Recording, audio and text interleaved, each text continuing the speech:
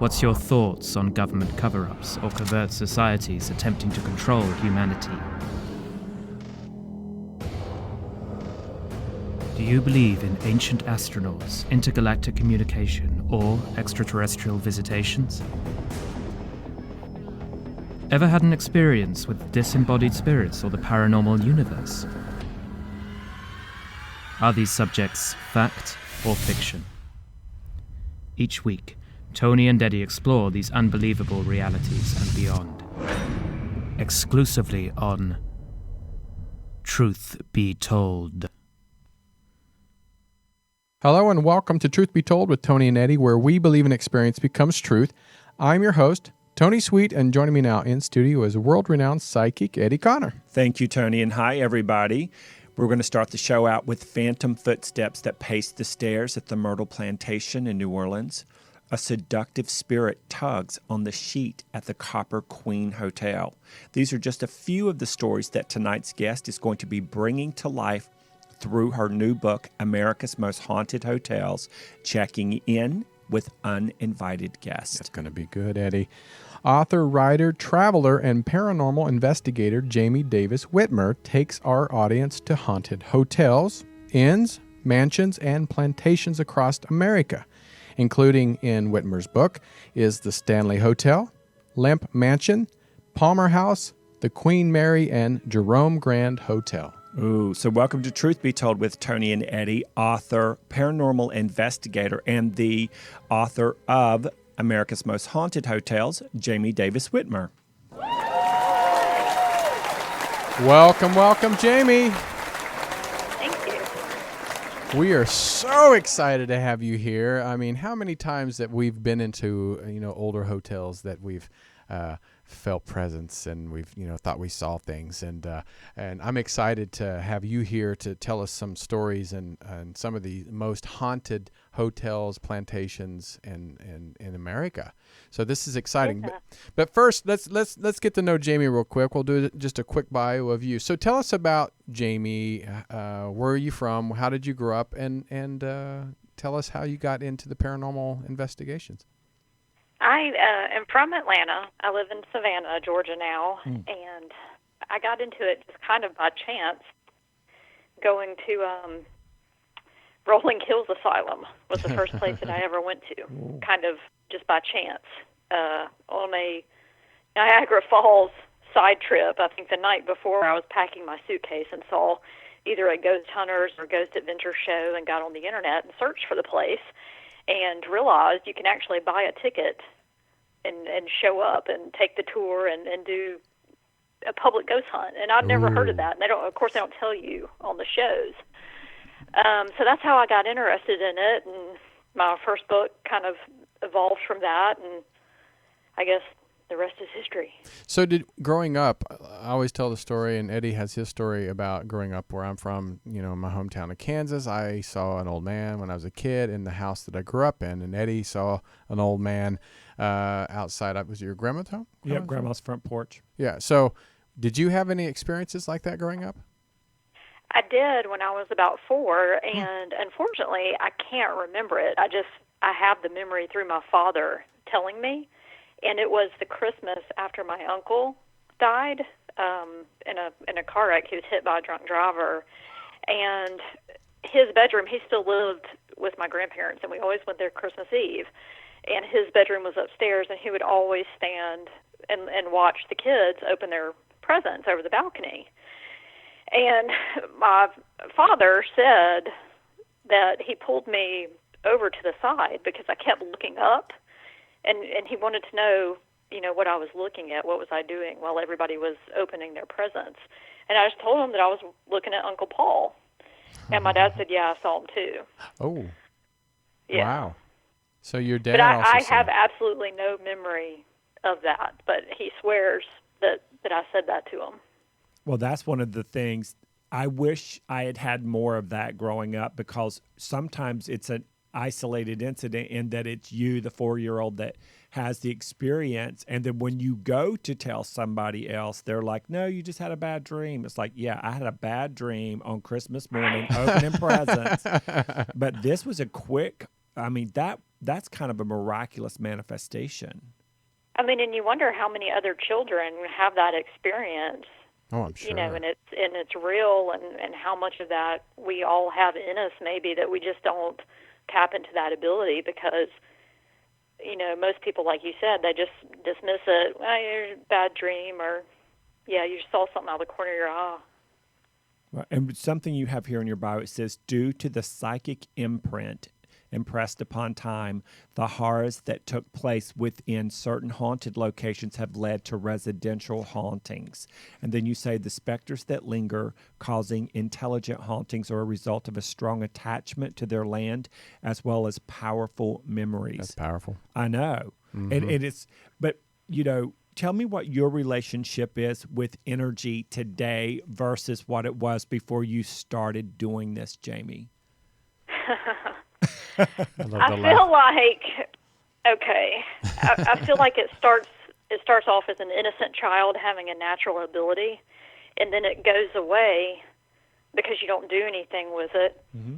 And then as a teenager and young adult, maybe you get, busy with college and building a career and all of these things, and, nothing. And then maybe you go out and you pursue something, right. I guess. And so take us, I want to go back to the Rolling Hills Asylum for just a minute. How many of you were on the tour there? Oh, gosh, I'm not sure. It was a small group. I would say 15 to 20 maybe were there that night. It was, I believe, either March or April, so it was still very cold and kind of off-season. And did you have an experience there that stood out, or did the group have a certain experience? Oh, yeah. My partner at the time, Sam, who's my co-author for the first book, we actually both experienced the shadow person anomaly in that place in the third floor. And we'd never seen anything like that. And what it looked like was just a dark shadow mass running towards us. And we both saw it. Running towards you. That would be a fright.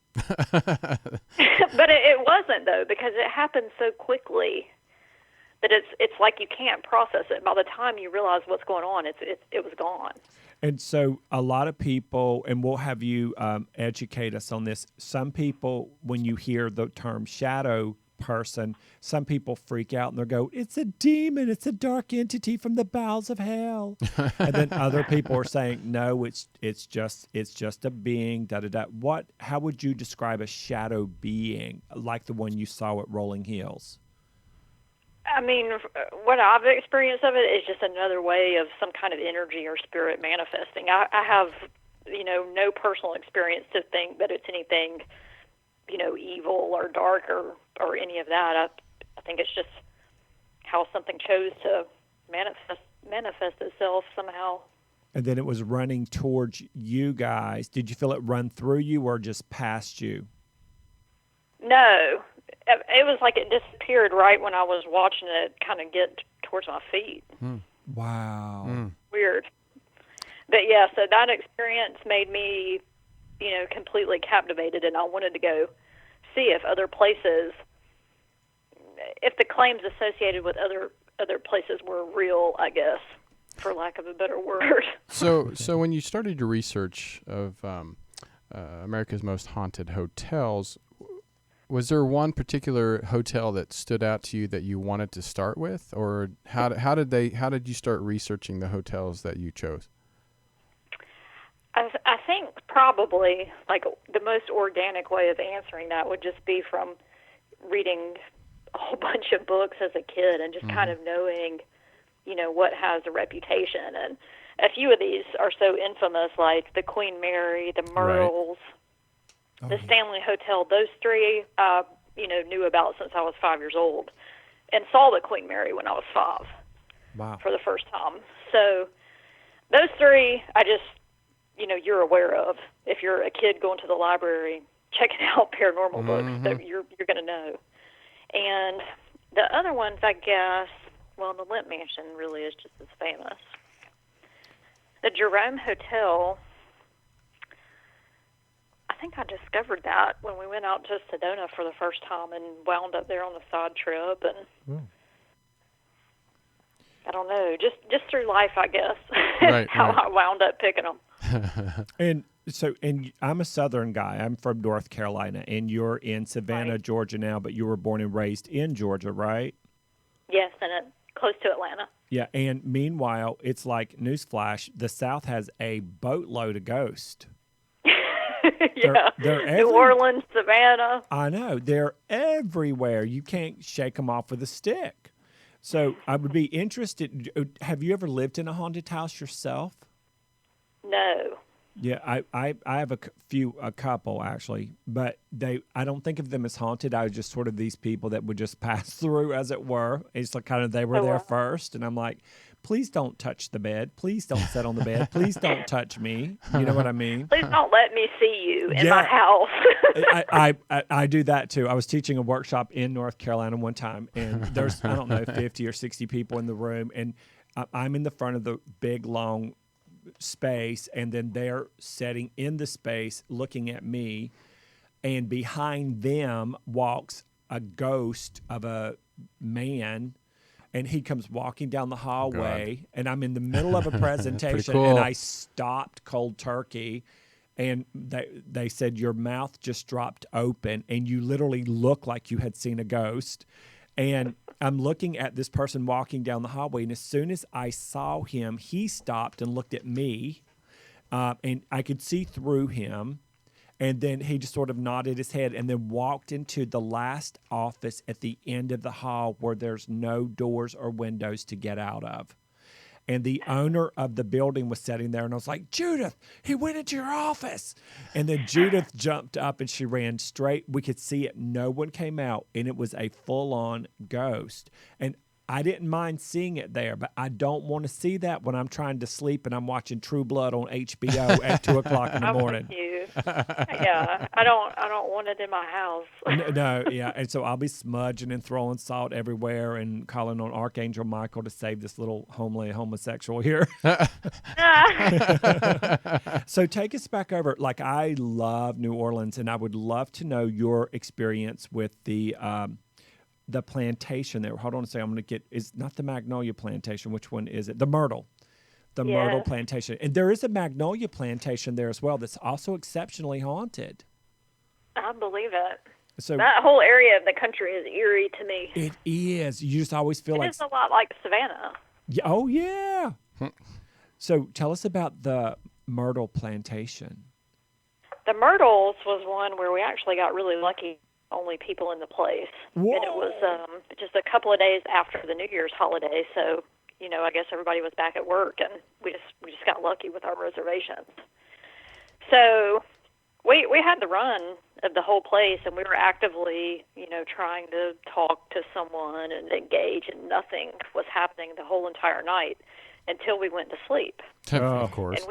And we both woke up to the sounds of heavy boot steps outside the General Bradford suite, the first floor on the porch. That's where we were, and cats just howling, like losing their minds, like something was just coming after them. And my husband, of course, gets up and everything, and it's still very early in the morning. There's no cars out there. The staff hadn't made it in yet. There's nothing. So. Did we have the same nightmare and wake up at the same time and have the same hallucination? I'm more inclined to think it was real.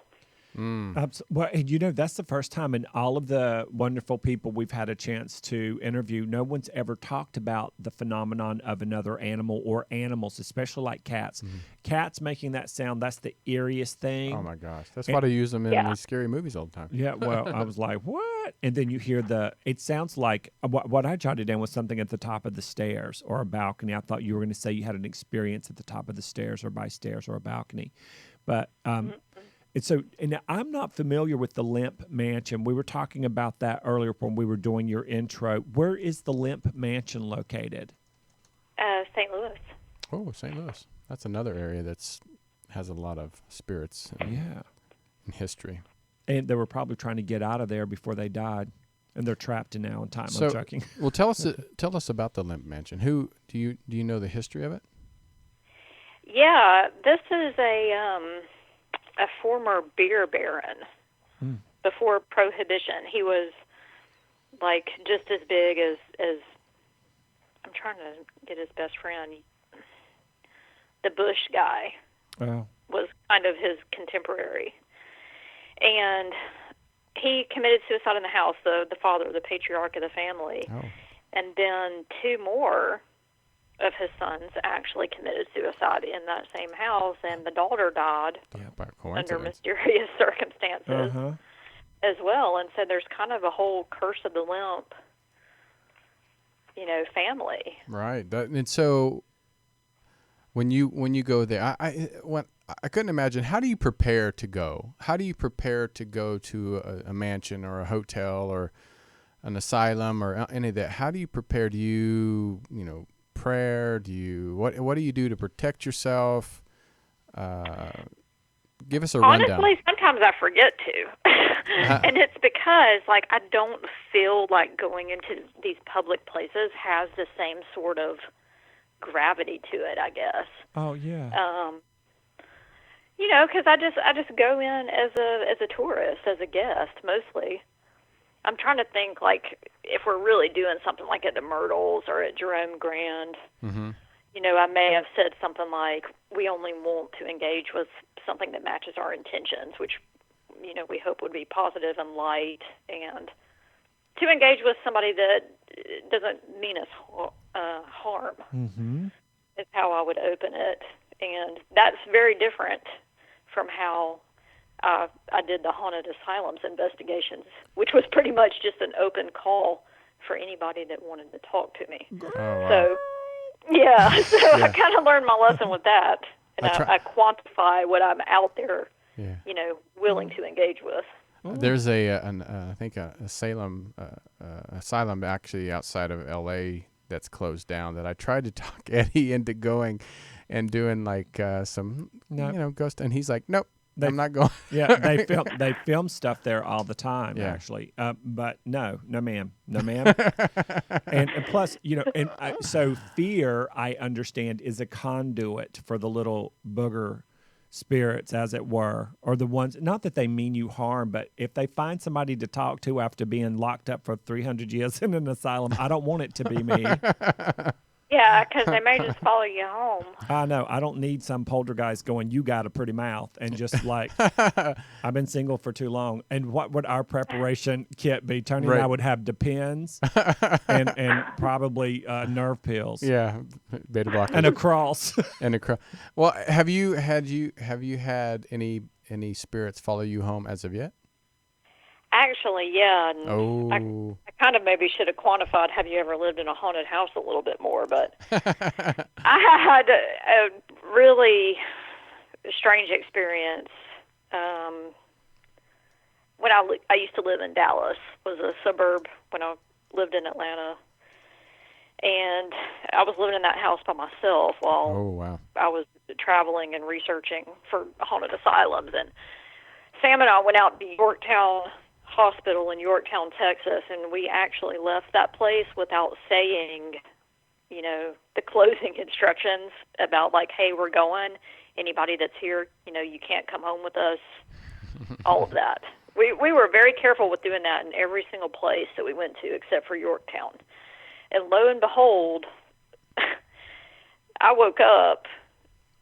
This was a couple nights after we got back. I woke up, and every single light in my house was on. And I know, because, I had the same routine. Now, a woman living by herself has the same, shut the house down routine. We lock all the doors. You turn all the lights off downstairs. Mm-hmm. You go up the hallway. You look behind you. You double turn check. the hallway light off. You go in your bedroom door. You lock your door. I'm watch TV until I can't hold my eyes open anymore, and then I shut it down. And whatever. I'm not an electrician. I don't know. But that freaked me out. And then I had an awful, awful nightmare where I woke up and I felt like that there was an old hag in my face. I was having a really vivid nightmare. And I told my dad, and I actually, after that happened to me with the nightmare, I went and I spent the night at my parents' house. And my dad said, you're just going to have to go home and you're going to have to take your house back. So Sam, came over and he was saging the place, and I was just making my speech about, this is my house and I don't care what you do to me. I'm never going to talk to you. I'm never going to engage with you. Even if I see you, I'm going to act like I don't. Yeah. And nothing else ever happened to me in that house, but other people that would come over. My husband now, my boyfriend at the time, Bob, he saw a shadow person in the foyer of that house. And 3-4 months after he saw that in that house, I was moved. I was moved from Dallas, Georgia to Savannah, Georgia. Yeah. And that was it. And I sold that house this February finally. Do you tell that to the people that buy it? No, you don't have to, because no one died in the house. They didn't ask, but I did tell my realtor. I was like, I authored this book while I was there, and he just laughed at me like I was kidding. I said, all right. He's like, when they call and want their money back. Yeah. No, it had renters in it for 2 years, and they never said anything, so. Yeah. Oh, there's somebody. I lived in a house over in Los Feliz, the one you came to that time. And that's when I had 2 ghosts in that house. And I'd lived there 15 years, moved out, and long story short, my landlady, bless her heart, former landlady, she would just tell people, who used to live there and all of that stuff. Well, then, she doesn't have a computer. She doesn't know all you have to do is type something in and trace somebody. So every tenant that moved into that place after I moved out didn't stay in it longer than 3 to 5 months, broke the lease, got the hell out. And then they would reach out to me. They're like, okay, my boyfriend and I have not slept one single night since we've lived there. We keep seeing this person walking through, and this person shakes our bed, and da-da-da-da-da. And, it's like you become used to it. But because I know what to do, and this is something that you're really good at doing too, you kind of know how to close it off or ignore them so that they don't interact with you like they will somebody else who doesn't know how to shut it down. Yeah. Well, I want to, and I'll ask both of you this. Why does some people, like you said, there's renters there for 2 years, they don't know or see anything, or maybe they just didn't mention it. Yeah, some people won't mention it. But then there's some people that seem to have more activity than others. Ghost magnets. Yeah, why do you think that is? My best guess would be maybe some people just have that natural ability or something, like a empath quality or something like that. Yeah, because what do you think, Eddie? I feel the same way you do, and I feel like it is that, and then but something I think. This is what I think about ghosts, like with normal people, meaning everyday living, 3-dimensional people in meat suits banging around on the earth plane trying to act like they know what the hell they're doing. You know what I'm saying?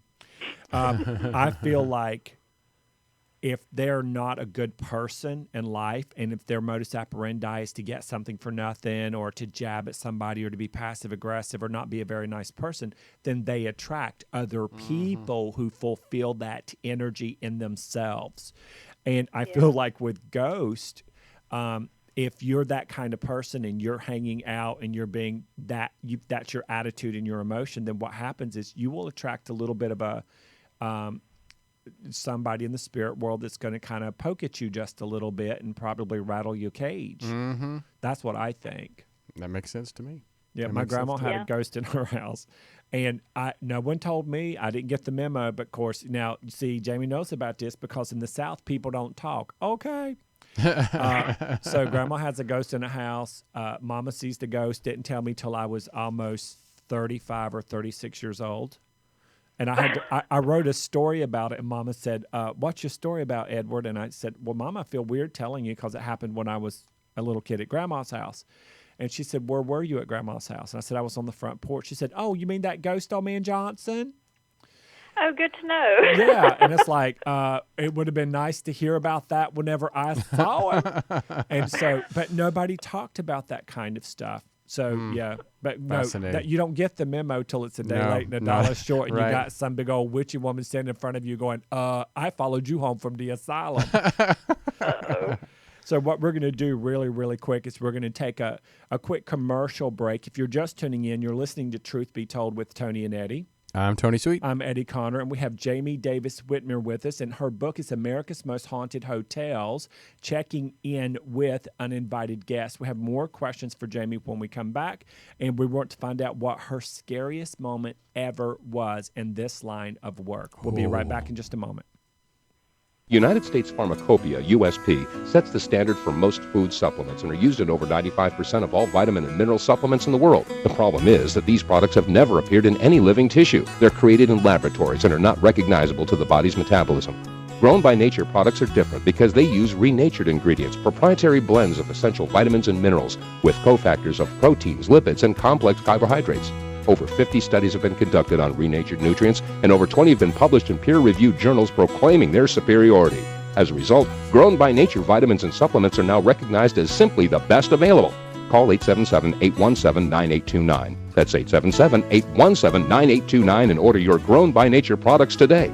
We are what we eat, and since we are of nature, we should eat foods in their natural form. Only Grown by Nature offers a full line of renatured nutrients. Call 877-817-9829. That's 877-817-9829 because not all products are grown by nature, but they should be.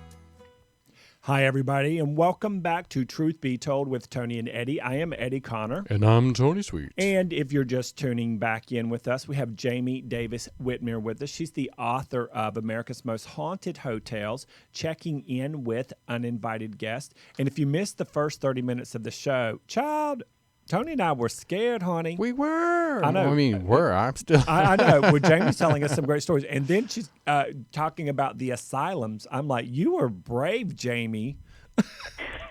I don't know about that. Probably more stupid than brave. So did you ever have a moment that was what you would categorize as your most scary experience with the paranormal, ghost, poltergeist, a bad date, anything like that? Two of them. And one was the Yorktown Hospital thing about thinking that something followed me home and all of that. The second part of that is when we got home and my co-author was checking all our EVPs, he could hear something in that hospital saying my name. No. As we would go through the rooms. Jamie. Oh, Jamie. my gosh. Right? Okay. So that really creeped me out. That whole Yorktown Hospital experience creeped me out. And the second thing was death row at the Missouri State Pen. I saw a shadow man come into the cell. But it happened so quickly that I heard. It was probably the most vivid ever happened to me. What's funny, as soon as you said that, you cut out. So some spirits probably like. I know. So you were at the penitentiary. You saw a shadow man go into a cell, and then you cut out. Then what happened?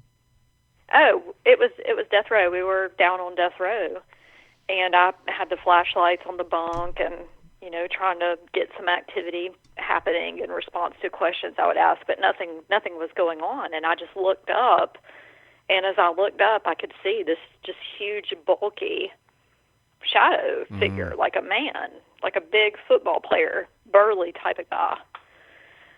And Sam saw it too, and we went upstairs, and the people that were hosting the group, confirmed that in fact was a common claim that people would experience a burly shadow figure, kind of watching them, and okay. So here, definitely creepy. I've got a concern. I just realized that you said we had the flashlight on, shining it in one of the cells. Are you doing all of this at night? Yeah. Well, both. Both. Usually how it would go with the haunted asylums thing was we would get into the place during daytime so we could walk around and kind of figure out the layout of the place. And then, we would stay at night. And Yorktown, that was one that we were there by ourselves in this old abandoned hospital. Wow. I have friends who do the work you do, which is why you will not catch me doing the work you do, because I am not brave. And here's what scares them the most. not big, 450-pound looking, burly, shadow males coming in and out of a penitentiary, but creepy little children. I concur. Because I feel like it's not really a child. I feel like it's something masquerading as a child. That is an exclusive. We've never heard anybody say that. And that is such a smart hypothesis if you think about it. Because when you see a kid hurt or a puppy hurt, you go right to it. And you're like, what can I do to help you? And then that pops up and it's a gremlin from... I know. Holy crap. So have you had experiences with what you thought was a child and or something masquerading as? Only in Yorktown. In Yorktown Hospital I did. And when that started happening, that was the very last thing that happened, and it was like 9 or 9:30 at night by that time. And I just told Sam, and he was mad at me because he wasn't ready to leave, because we paid to stay there until like the sun came up the next morning. And I just said, that's it, I'm done. We have to leave. We have to go. I'm sorry, but I can't. We have to go. And we left that place at 9:30. Yeah. But see, that's what I admire about you, because that says you've got great gut instinct, you've got good intuition, your inner guidance system, your higher self, whatever you want to call it, said, Molly, you in danger, girl. It's time for you to get the hell out of here. Yeah. And go down That's what it felt like. I peaced out. I would have peed out and screamed. Yeah, peed out. Yeah. Have you ever been doing something like that and then you just scream like me or Tony? What do you mean bringing me into this screaming part? Because I could just, good. I love that stuff, so I would be there with you. When's the last time you saw a big entity coming down towards you, running towards you, Tony, in an insane asylum? Oh, well, besides this insane asylum, about 2 minutes ago. He's pointing to me, Jamie. I'm just telling kidding, you, Eddie. if I was smart enough and my brain had called up to what was going on, I probably would have screamed. Yeah. But it was so quick I couldn't even process it until it was over.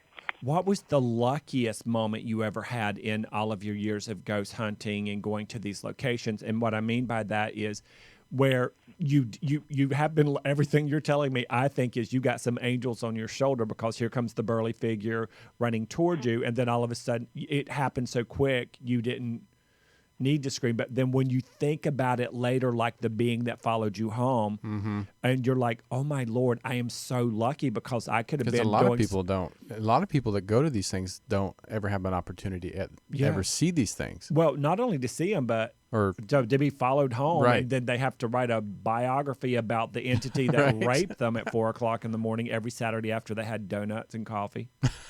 God. I'm serious. Honestly, it's weird that you use the word angel, because by the time we got to Tooele Hospital, and this is in Tooele, Utah, we were in the maternity ward, and this is in connection with my first book. And I guess I'm talking about the first book too much, probably, but it's more like scary stories, I guess, with Halloween, where the haunted hotel travel was relatively tame.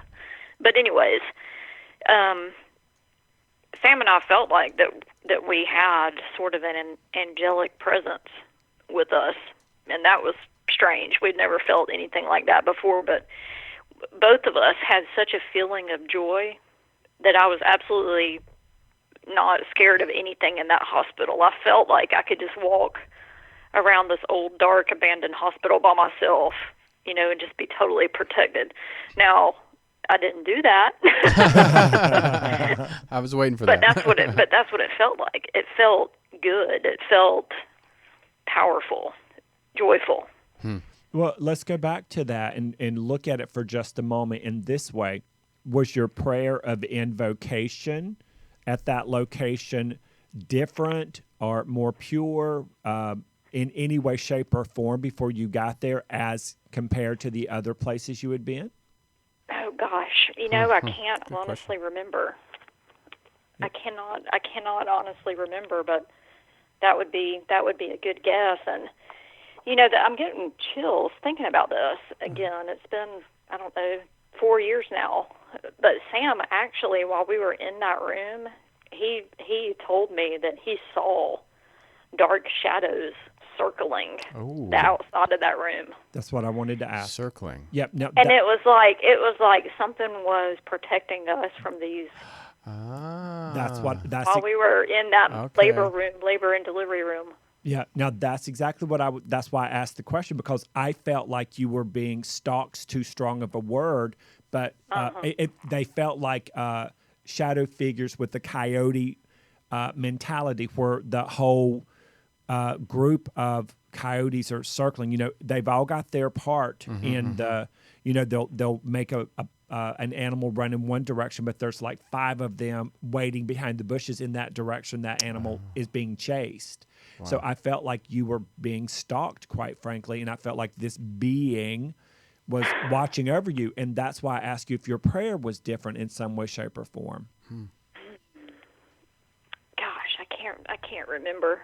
I'll have to go back and get a hold of Sam and see if he can remember. But yeah, that's crazy. And by that time, see, we were starting to kind of feel that way a little bit and kind of sense a pattern just as far as the different flashlight conversations and EVPs that we were getting and everything.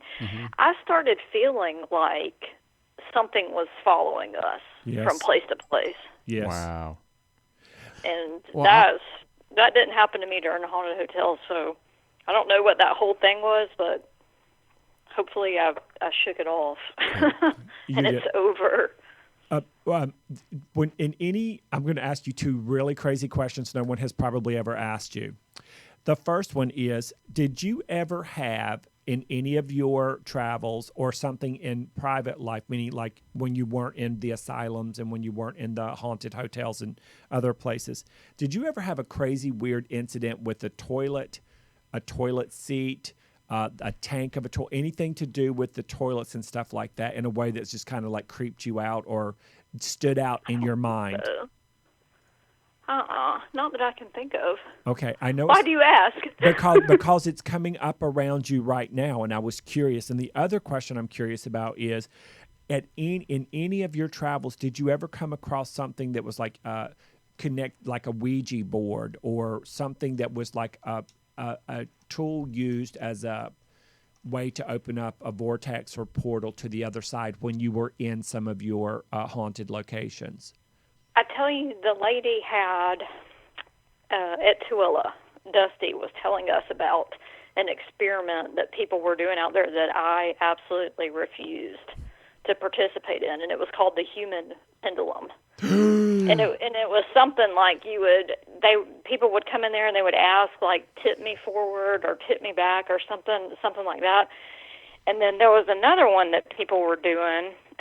Oh my gosh, I can't remember what she called it, but it was in a closet where, I don't know, people were seeing stuff in a mirror or something crazy, and we didn't do anything like that. But yeah, that was a place where it was definitely on the table, I guess. Well, I'm like you. You could not have paid me. I would for $1 million. I would not, and I'm not being even the least bit dramatic. You couldn't get me to do that because I don't want to be associated with something that people can be so stupid and innocently sometimes irresponsible. But the closet thing with the mirror in it, I feel like what they were trying to create was a psychomantium.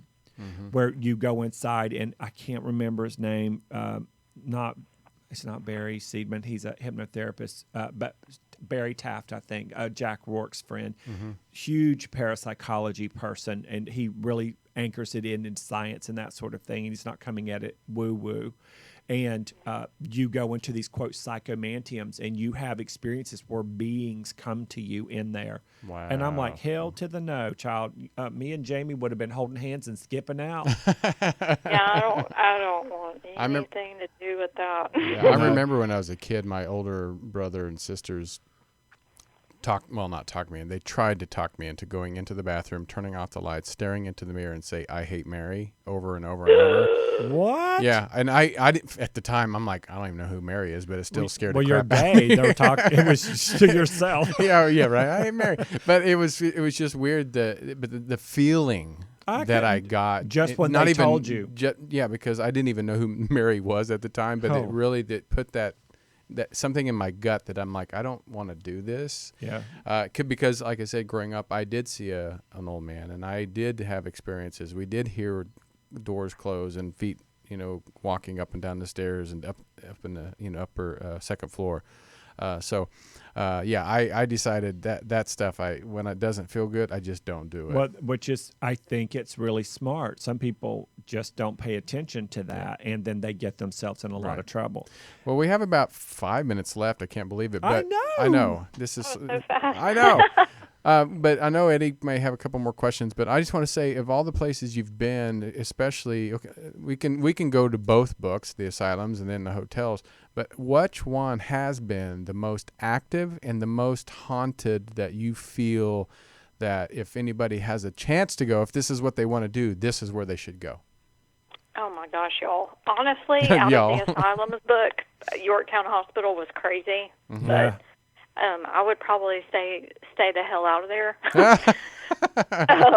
Trans-Allegheny Lunatic Asylum, I always like to highlight them just because I believe it's Rebecca Jordan Gleason is still either the owner or the co-owner, and she's just really developed some fantastic sort of historical and educational tours and exhibits. Mm-hmm. So it's not just exploitation, I guess.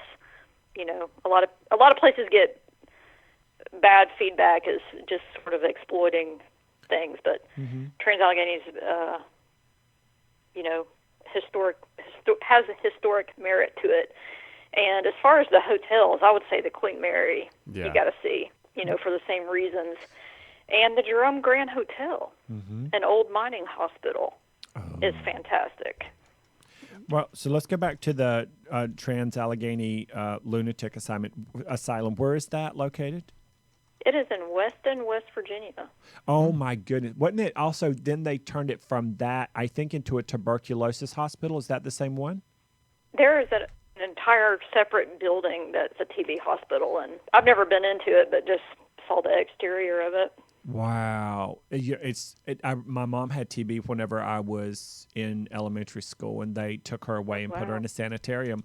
And so I didn't even know what the word was then as a kid until we had to go there. And they, I was like, what in the world? And it just felt creepy. I felt bad. It was awful. And so I was wondering if it was the one in Virginia. That's why I was asking. Wow. Yeah, and I love that this woman who owns it is sort of trying to educate people. I have this fascination with insane asylums, probably because of my family. I do too, probably for the same reason. Yeah, I have always authentically had a desire to understand the psyche and the human brain and what makes someone flip the switch where they can't handle it anymore and they're in an alternate reality trapped in these human bodies, and other ones can handle certain stresses that other people can't, but the different frequencies that people are on, so like multiple personality disorders, gosh, that would be a great book, multiple personality disorders. Are you is that something else you're interested in, Jamie?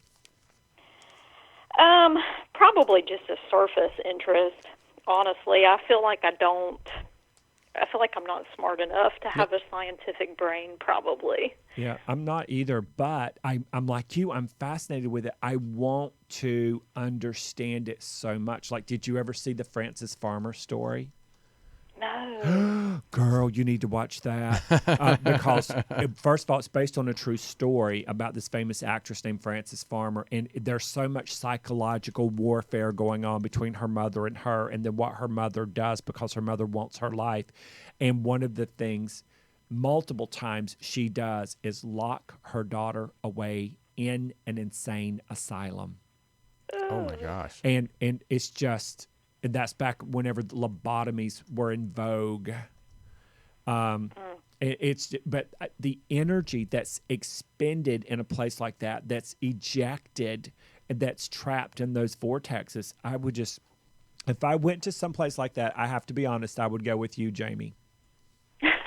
I would, but that's actually a good question since we only have a minute left. Okay. Jamie, you've been to the asylums, you've been to the Plantations, the hotels, the Queen Mary, all these places. What's left? Is there another book going to be out there? Other places you haven't been that you've heard about that you want to experience? Oh, I know one. Haunted Cracker Barrels across North America. Come on, y'all. Y'all know the trilogy is Haunted Forts in the Caribbean. Ooh, that would gosh. be amazing. I wouldn't have guessed it, but that's amazing. No, that's a wish list. No, I think you could do that. Oh my gosh, that would be good. No, seriously, because I have done, and I know we only have seconds left, but I've done a lot of research for some historical fiction books I'm writing, and the amount of energy that's locked in those forts because of all of the African Americans that were held captive and ripped from their homes and held in those tiny little cells within those forts, not just the military forts, but the slave trade. Girl, there's something there. Oh my God, haunted places along the Underground Railroad. Jamie, it's your next bestseller. Right there. That would be a creepy one too. I know, right? That right? would be. That's actually a great idea. I Nobody's know. ever written them. I know. You need to copyright that right now. So listen, Jamie, thank you first of all, you're a pleasure to talk to. You have such a good sense of humor, and we appreciate that. And we y'all. love your books, and it feels fun to talk to somebody back from the South because I miss the South so much. Yeah. Come visit. Okay, girl. You're good people. Yay, I know. Well, thank you so much, Jamie. We appreciate you. Thank y'all. All Have right. a good night. We'll talk to you soon. Bye. All right, bye-bye. Eddie, that was another great show with Jamie we have. Her books that are on Amazon, pretty much anywhere you can find books. Go to Jamie Davis Writes, WRITES.com. And we want to thank you for tuning in. We have another show coming up, another show of paranormal. It's all this month. We're going to have another great guest on the show. It's about music, haunted, I think what is it, Eddie? Ghost of Country Music. Oh, there it is. That's going to be good. We're going back south again, baby. I know. It's about time we're going back to the South. Okay, y'all. That's right. And all right, we're going to take a quick break, so don't go anywhere. Get you something to drink. Come right back, and we're going to see you on the other side. All right. Bye. Hey, thank you for listening to Truth Be Told with Tony and Eddie right here on Universal Broadcasting Network. Make sure you go to our iTunes page. Just type in Truth Be Told with Tony and Eddie. Listen to us on iHeartRadio. Again, Truth Be Told with Tony and Eddie. And go to our YouTube channel, subscribe, and please leave a comment. We'd love to hear from you. So please support our sponsors and make sure you listen to us every Friday right here on Universal Broadcasting Network from 4 to 6 p.m. Pacific Standard Time. Until then, have a good week.